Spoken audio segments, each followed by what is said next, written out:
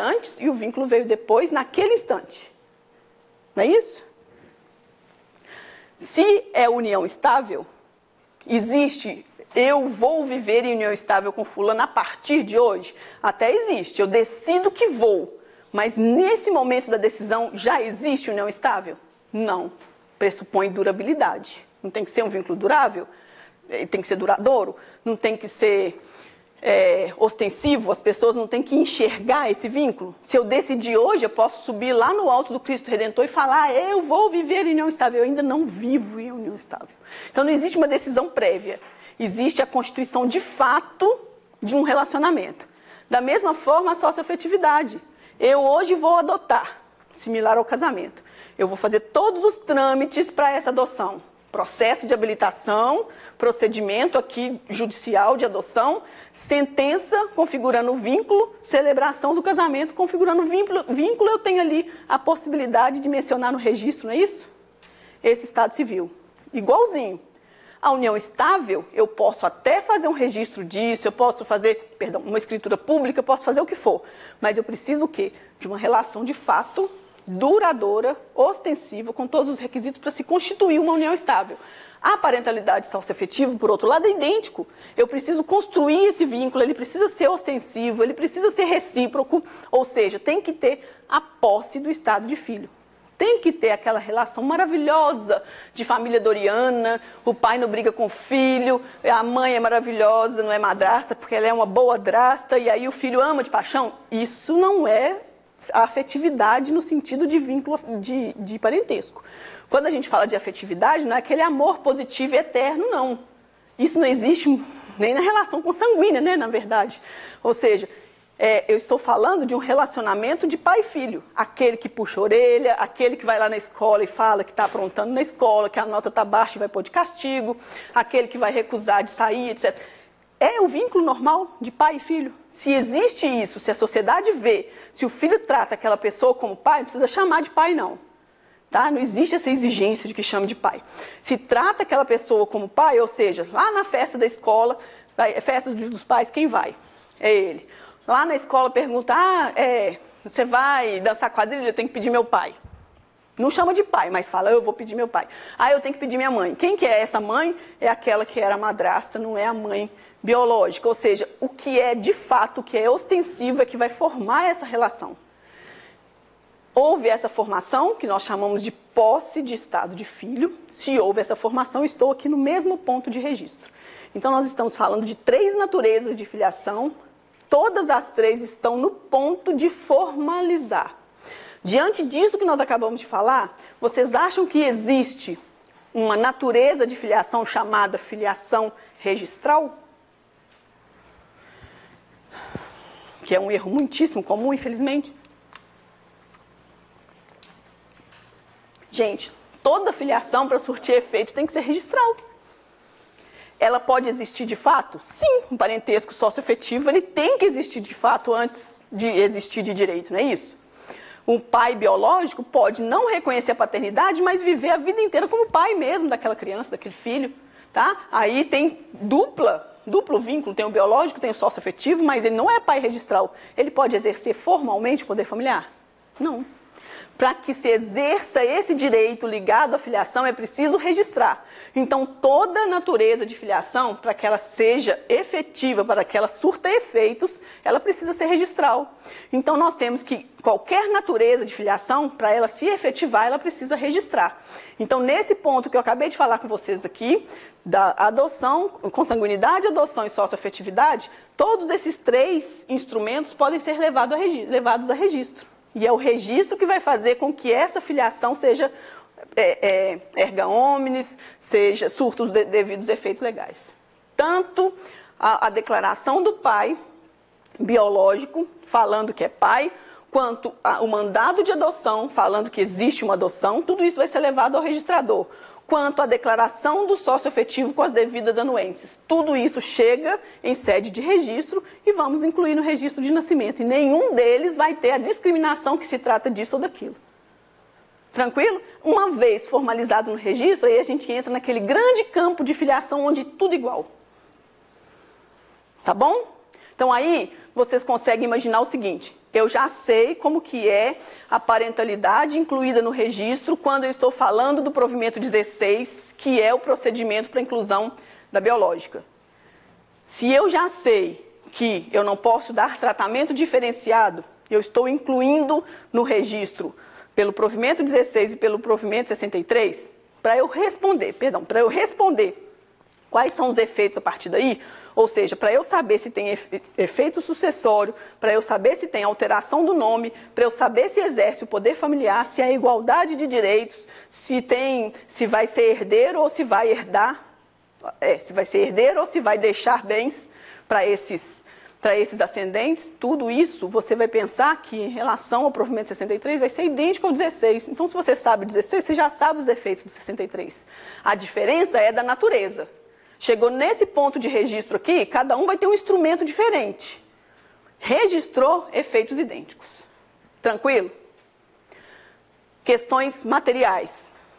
Em relação à socioafetiva, tem que ser maior de 18, diferença de idade mínima de 16 anos.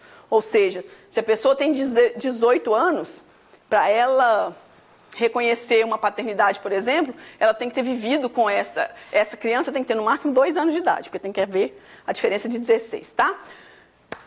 Outra questão, anuências. Até 12 anos, e eu estou falando não do requerente, claro, estou falando do registrado, do filho socioafetivo. Se essa criança, aliás, se é criança, né, se tem até 12 anos de idade, basta que se tenha a anuência, não da mãe quando é paternidade e não do pai quando é maternidade, mas de quem figura no campo de filiação. Olha o cuidado. Essa anuência, gente, é exercício do poder familiar. Se é exercício do poder familiar, nós temos algumas consequências. Primeiro, todos têm que anuir igualdade de condições. Se já tem uma multiparentalidade, são os 3, por exemplo, né? Todos têm que exercer igualdade de condições e, com isso, pelo artigo 1631 do Código Civil, uma vez que um morreu, o que acontece com o poder familiar? Fica exclusivo em quem ficou, não é isso? A mãe morreu, o que vai acontecer? A mãe morreu no parto. O pai exerce sozinho o poder familiar, não é? Se ele viveu 10 anos com outra mulher, essa mulher, no momento em que o pai trouxe para casa para morar com eles, essa mulher era madrasta dessa criança. O que significa ser madrasta? Madrasta é a esposa do pai. A esposa do pai tem vínculo de afinidade com esse filho. Existe até a possibilidade dessa criança usar o sobrenome desse padrasto, dessa madrasta. Mas como o direito é diferente da filiação, está lá na Lei de Registros Públicos, o direito do enteado usar o sobrenome da madrasta e do padrasto. Mas eu ainda estou falando de madrasta, padrasto e enteado, vínculo de afinidade. Esse vínculo de afinidade não surte efeitos de filiação. Então, quando eu falo em madrasta e falo em padrasto, eu estou falando das pessoas. A madrasta é a mulher do pai e o padrasto é o marido da mãe. É possível que a madrasta se torne mãe socioafetiva? Na maioria dos casos, é isso que ocorre. Mas não necessariamente.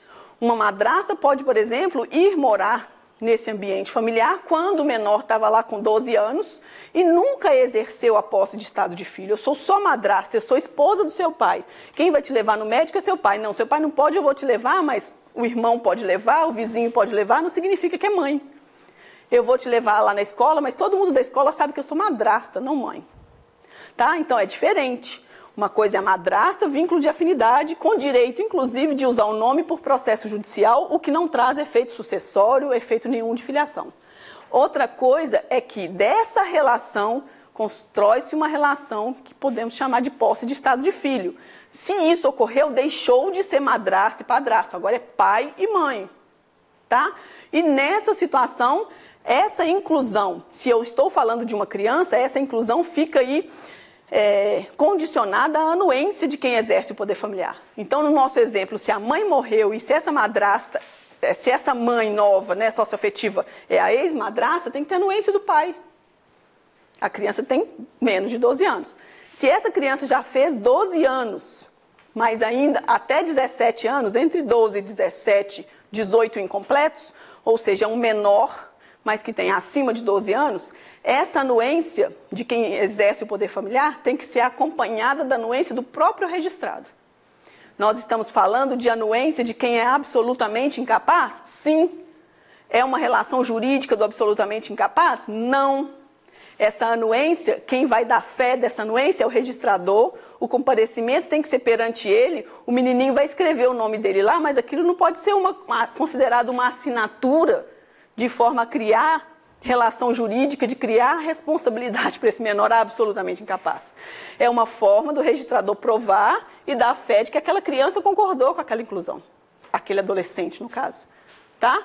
Então, quando eu estou falando de absolutamente incapaz, porque isso podiam pensar, puxa vida, é um ato praticado pelo absolutamente incapaz, isso é nulo. Não, ele não está praticando ato nenhum.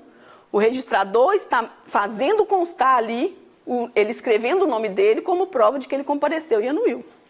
Tá bem? Então, mas aí é a fé do registrador. Quem está fazendo isso, por isso que tem que ser perante o registrador, não pode ser por procuração, tem que ser perante o registrador. E aí, mais de 18 anos, essa anuência é exclusiva do registrado. Não precisa anuência. Por que eu não disse que a anuência está ligada ao poder familiar? Com 18 anos está extinto o poder familiar. E se nós estamos diante de um filho emancipado menor? O que vocês acham? Sim, nesse caso, gente, como está ligado ao poder familiar, a emancipação confere capacidade plena. Capacidade plena extingue o poder familiar, não é isso? Então, eu não tenho que ter anuência ligada ao poder familiar. Nesse caso, é anuência em função do poder familiar. Diferente do casamento, nós vamos falar. Nessa situação, essa anuência dele pressupõe que não existe mais poder familiar, por isso que ele anuiu sozinho. Casamento é um ato solene que exige autorização dos pais em relação ao menor. Aí é outra história, nós vamos falar. Tá bom? Nesse caso aqui, é o exercício comum do poder familiar, que fica extinto quando é a pessoa emancipada, tá bom? Capacidade civil plena. Então, gente, mais alguma consideração do provimento 63? Não. Então, vamos rapidamente falar da reprodução assistida para a gente finalizar de vez o nascimento. Acabou? Oi, pode? Não, rapidinho. 2 minutos. Gente, reprodução assistida, o que nós temos que saber? Como que eu vou incluir no registro a parentalidade, a filiação, se, por exemplo, esse casal não pode ter filhos, né? Ou tem dificuldade de concepção, por exemplo. Então, vai usar o gameta do homem, o gameta da mulher, eles contrataram a reprodução assistida, vai ter, na verdade, uma interferência só para facilitar a fecundação. Mas vai ser o gameta do homem e da mulher e vai ser implantado no útero dessa mulher. Ela, além de ser genitora, doadora do gameta, ela vai ser, que vai gestar e é ela que vai ser a mãe, parturiente e tudo mais. Então, isso não se discute. Eu preciso, nessa reprodução assistida que nós chamamos de homóloga, ou seja, que tem os gametas de quem realmente são os pais, eu não preciso levar isso em sede de registro, concordam comigo? Porque se eu tenho a DNV falando quem é a parturiente, tem a presunção, se for o caso, né? Ele está falando aqui da presunção em relação ao casamento, aqui em relação à união estável, ou seja, isso já seria suficiente, mas se não tem gametas desses pais, se eu falar, sem mencionar essa origem da reprodução assistida, eu vou estar, na verdade, estabelecendo uma filiação biológica simulando. Então, se eu só posso fazer pelos trâmites normais se existe ligação biológica. Não existindo filiação biológica, aí é que entra o provimento da reprodução assistida. O que ele faz? Diferentes gametas, ou seja, houve um doador de gameta, independente de um lado ou do outro. Efetivamente, se houve, por exemplo, útero de substituição, não é a mãe que gestou essa criança, eu vou ter na DNV uma parturiente que é diferente de quem vai ser a mãe. Nessa situação, por que eu tenho que ter um provimento falando sobre a inclusão dessa maternidade? Porque eu tenho uma DNV falando uma coisa e a realidade é outra. Como que eu vou saber qual que é a realidade? Aí é que vem o provimento 63 dizendo o seguinte, ele não diz, mas é o que se conclui. Sempre os pais que vão constar no registro são os contratantes da reprodução assistida. Eles não precisam ser geneticamente ligados ao filho, a mãe não precisa ser a gestante, não precisa ter nenhum outro vínculo que não seja a contratação, a decisão de ter um filho. Entendeu? Então, essa reprodução assistida já é suficiente, apresenta aí os documentos para comprovar que houve a contratação da reprodução assistida e os contratantes serão os pais. Tranquilo? A parturiente é outra, não importa. Pode vir outro nome, desde que essa pessoa parturiente anuísse lá antes do nascimento, etc. Os documentos que estão elencados ali no 63 são usáveis para comprovar que existiu a reprodução assistida. Mas o que o registrador vai fazer? Qual que vai ser o efeito disso na esfera registral? Ele vai observar os contratantes para estabelecer a filiação. Não vai mencionar nada sobre reprodução assistida, mas vai reter todos os documentos necessários para comprovar que foi filiação, que foi reprodução assistida, perdão. E aí, no caso, se eu precisar provar a origem biológica, eu tenho elementos para isso, arquivados com o registrador, e não no registro para mencionar, para fazer qualquer discriminação. Tranquilo? Vamos terminar por aqui. Registro de nascimento nós acabamos. Vamos fazer só um intervalozinho e a gente volta falando sobre o casamento e o óbito, que o óbito é muito rapidinho, tá bom?